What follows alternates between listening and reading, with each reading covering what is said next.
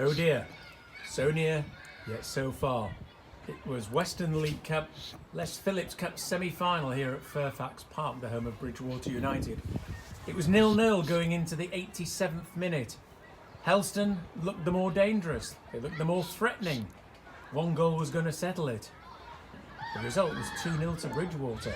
What heartbreak for Helston.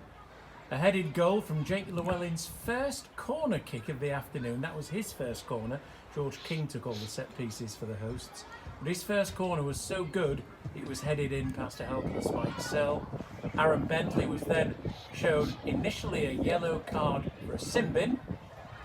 But he continued his verbal exchange with the referee and officials, which led to a red card, and off he went.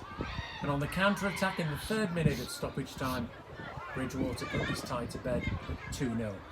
So it's Steve Massey, who really will probably be lost for words. I know he won't, but he should be at the way you lost that cup tie, Steve. I mean, what can you add to what I've already said? Well, I thought you summed it up perfectly, to be honest. And yeah, what I thought, I don't know whether you said it or whether the camera got it. It was just a natural reaction because I knew that just the one goal. It was always close to the 3 games between us. We've had the same one goal in it. And I was really confident, thinking it's going to penalties, but nothing's going to beat Mike Searle. He was like a magnet. Anything that came in the box, he'd get. And I thought we were great today. It's been one of our best performances certainly since probably New Year time. Really was. The lads are really hurting in there because it was that close. And even then, when we were going on to 10 men, and we were 1 down with like in injury time, we still managed to create, which we think is the equaliser. And you'll see it on I'll ask you to watch it on the highlights. Because how he saves that, how the keeper saves that from Shans.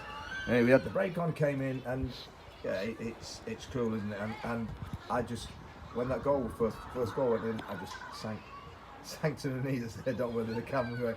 I just sat on the knees and flopped and thought, no, I was just convinced that it was going to be our day. It's going to be our cup, to be perfectly honest, because the teams we've beaten. It's our fifth game we played in it. We beat Millbrook, and then we beat the top 3. We beat Tavistock at their place, Mousehole, and Exmouth. And we've had some great performances there. And today, I thought, nobody could argue. That's why I've been up here with crowds before, and they're hostile, and they're very partisan, but the crowd knew as well how well we played, because to get the applause and the clap and the cheer that we did from the Bridgie fans when we were coming off at the end there was great. But it's good luck to Bridgewater. They're back in a cup final. 2 in 2 years. I'm just asking for 1, please, just for 1. That would be great. And I went in the dressing room there, and unfortunately the lads hadn't, because I filled the dressing room with sweets for the sugar rush, and there was I have to say, there was about 3/4 of this bag left of Jelly Babies, and I've ate them. All of them gone. And that's just comfort eating because of it. So, and I think, what do you do that for now? But, yeah, that's just I've been in football long enough to know that sometimes you don't get what you deserve. We didn't get anywhere near that today. What we actually, our performance deserved. I say, good luck to Bridgie. It was a real good game. I thought you summed it up perfectly. That we were really strong.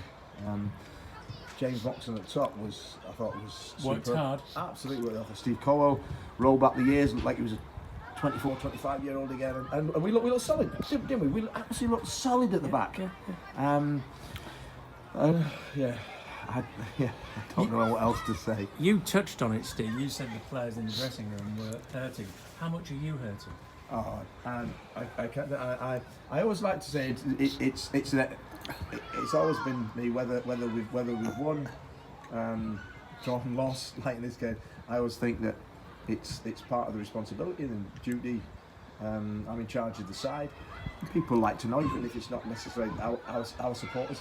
People like that, just my view on it and my take on it.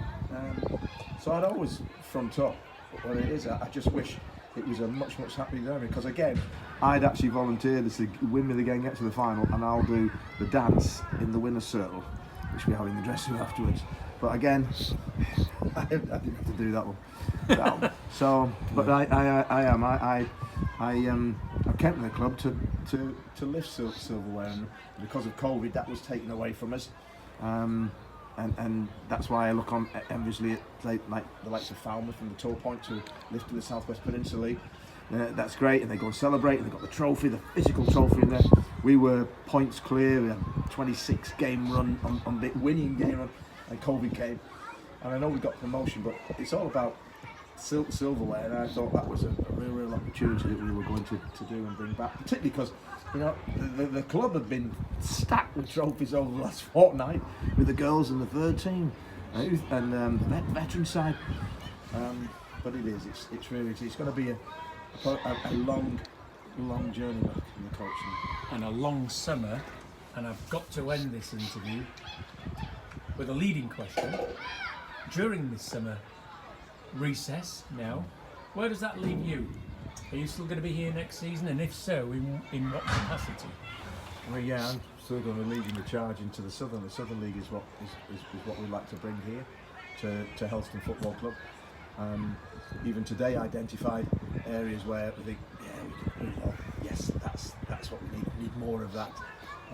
So it was a real good eye opener, really, to actually think, yeah, that's what's needed. So I'm very much looking forward to that challenge. I think we've got a big nucleus of players here and the talent to actually go and do that. I'll probably, I'm not going to say allow myself a week or two off, but I know I've got appointments to see players from Monday onwards just to chat and things, and it's nice to be good just to get our main guys sort of retained, if you like, and sorted out, so we know where we're going. And I think so. The lads say I honestly don't know what I'm going to get myself into. I'm going with the boys to Benidorm at the beginning of June. So we'll have a bit of a fun time there then as well. Excellent, thanks, Steve. There we are. I don't think we'll be seeing Steve Massey again if he's going to Benidorm with his players. Goodness gracious, look out Benidorm, you don't know what's coming your way. But Steve Massey, you heard it exclusively on Piran Films. He's staying with Helston Athletic and planning for next season.